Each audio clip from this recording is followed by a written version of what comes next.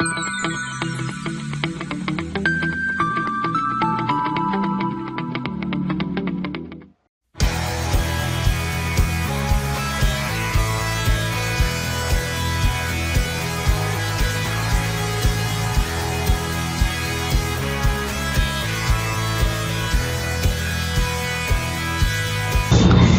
everyone.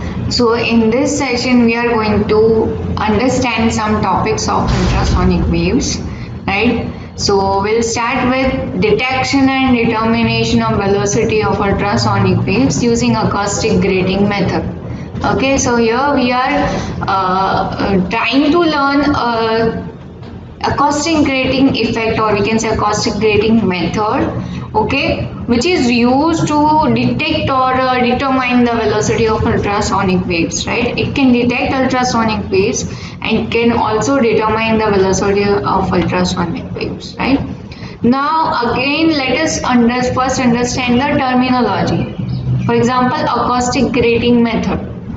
So this acoustic grating method, acoustic means something related to sound, okay, and grating is related to diffraction. Diffraction, as you can see in this diagram, right, a simple diffraction pattern is shown, okay, and we know that at the center there is a maxima which is known as central maxima.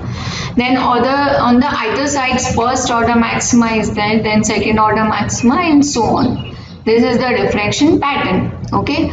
So when light is passed through the grating, it produces diffraction, right? Okay, so this is, we have already studied in the 12th standard diffraction phenomena, okay. So let us first understand the components or equipments used in this acoustic grating method, okay.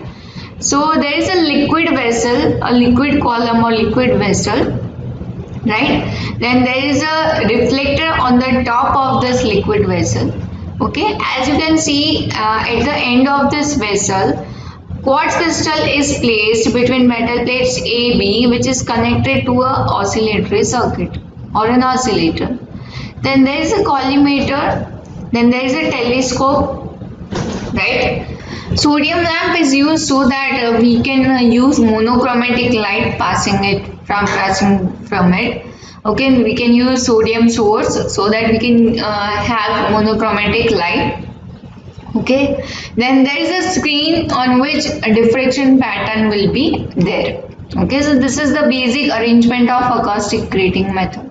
Again, there is a liquid vessel in which any liquid is filled, and on the top of that there is a reflector, okay. Now this liquid vessel is connected to a quartz crystal at the end of the vessel, right, which is placed between the metal plate. Two metal plates basically, one is positively charged and another is negatively charged. And this arrangement, the combination of metal plate and quartz crystal is connected to a oscillatory circuit in such a way that the frequency of oscillator matches with the frequency of vibration of crystal. So resonance is taking place and ultrasonic waves is being generated in the vessel itself, okay. And telescope is used to observe the diffraction phenomena. Collimator is used. The purpose to use collimator is that the monochromatic light producing from the sodium source or sodium lamp can be focused on the liquid vessel, okay, right. So collimator, what does collimator do? It makes the monochromatic light, right, in the form of parallel beam that passes through the liquid vessel, okay. So this is the arrangement, right? Okay, so here the ultrasonic waves is being produced using piezoelectric effect, right? As we are using hexagonal crystal, okay, when the crystal vibrates, the resonance condition is being taking place. This oscillator here we are using is tuned in such a way that the frequency, both the frequencies are matching in such a way that resonance condition is obtained. So as soon as resonance condition is obtained, ultrasonic waves are being generated in the liquid vessel itself, okay, right. So this is the basic arrangement of acoustic grating method. Okay, now let us understand how it works. So what happens first of all, when the sound waves are reflected, they are known as echoes. Okay, the reflected sound waves are known as echoes. So when the ultrasonic waves being generated from the piezoelectric oscillator are passed through the liquid vessel, it get reflected from the reflector. Okay, so we are here getting direct and reflected ultrasonic waves in the liquid vessel. Okay, so they are forming stationary wave pattern. Okay, a stationary wave pattern is formed with the help of this direct and reflected ultrasonic waves, right, in such a way that we are getting nodes and antinodes. Okay, now we know that ultrasonic waves are longitudinal waves in which there is compression and rarefaction. Okay, so the property of ultrasonic wave is such that when this direct and reflected waves superimpose each other, right, when they superimpose each other, the density of the liquid will be affected. Okay, the density of the liquid will vary periodically. Okay, in such a way that at nodes the density of the liquid will be maximum and at antinodes the density of the liquid will be minimum, right. So you can see in this diagram the pink region is showing the nodes at which the density of the liquid is maximum, and the other than that the regions are antinodes region. Okay, so this periodic variation of density, right, which in turn produces periodic variation in refractive index, okay, of the liquid, right. So due to this periodic variation of density or refractive index of the liquid, grating is produced in the liquid. Okay, grating is produced.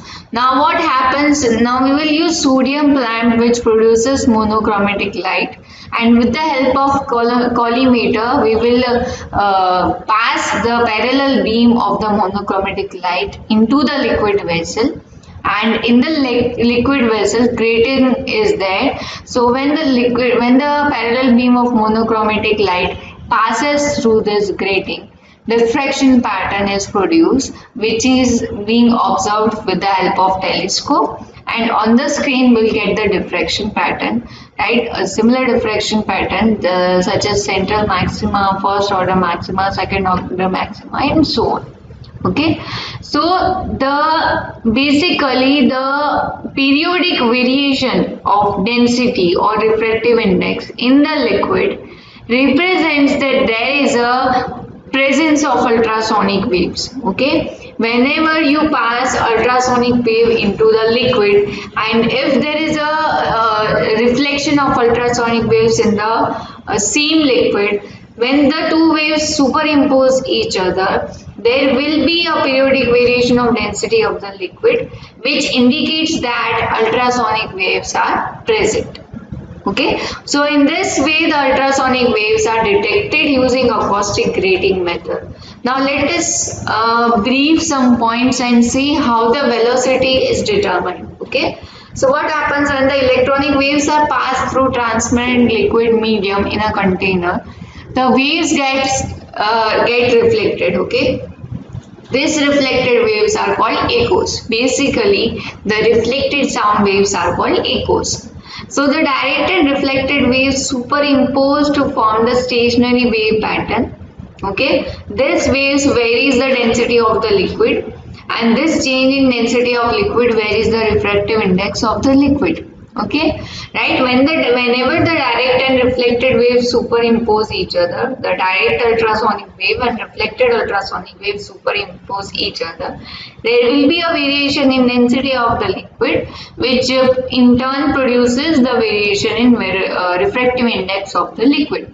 So what happens at the nodes, the liquid density is maximum, the density of the liquid will be maximum, while at antinodes it will be minimum. Now this type of liquid column subjected ultrasonic waves behaves as a grating. Okay, it behaves like a grating. So whenever a parallel monochromatic light is passed through the liquid, at right angles to the wave, the liquid acts as a diffraction grating, and such a grating is known as acoustic grating. Okay, so this is known as acoustic grating method. Okay, now let us see how the velocity is determined. So if theta is the angle of diffraction for, let us say, nth order principal maxima, then d sine theta is equal to n lambda. Remember that this equation is very important for the diffraction phenomena to happen. Okay, this is a condition for diffraction basically. D sine theta is equal to n lambda. In this equation, d means the grating element. Okay, theta is the angle of diffraction, n is the order of diffraction, and lambda here is the wavelength of monochromatic light. Now normally what happens, this condition follows only if the value of d is equal to lambda u by 2. Now what is lambda u? Lambda u is the wavelength of ultrasonic wave. Whenever d grating element is half of the value of wavelength of ultrasonic waves, diffraction phenomena happens. Diffraction condition is satisfied. What is diffraction condition again? D sine theta is equal to n lambda. So substituting the value of d into equation 1 will get lambda u by 2 sine theta is equal to n lambda. From this we'll get the value of wavelength of ultrasonic wave as lambda u is equal to 2n lambda by sine theta.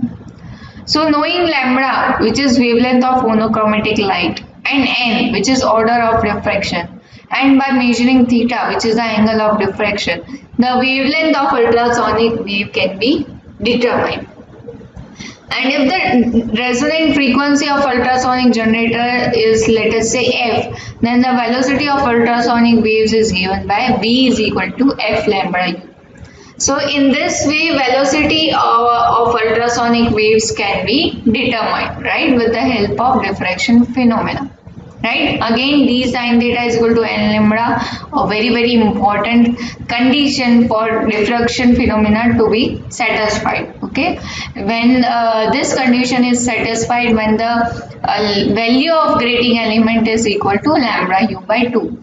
Okay, now if we substitute this in equation 1, we'll get lambda u by 2 sine theta is equal to n lambda, and if we make lambda u the subject, we'll get lambda u is equal to 2n lambda by sine theta. Now knowing the value of lambda, which is the wavelength of monochromatic light, and n the order of diffraction, and by measuring the angle of diffraction, we'll get the wavelength of ultrasonic waves. We'll use this wavelength of ultrasonic waves and resonant frequency to determine the velocity of ultrasonic waves. So this is known as acoustic grating method. Okay, thank you.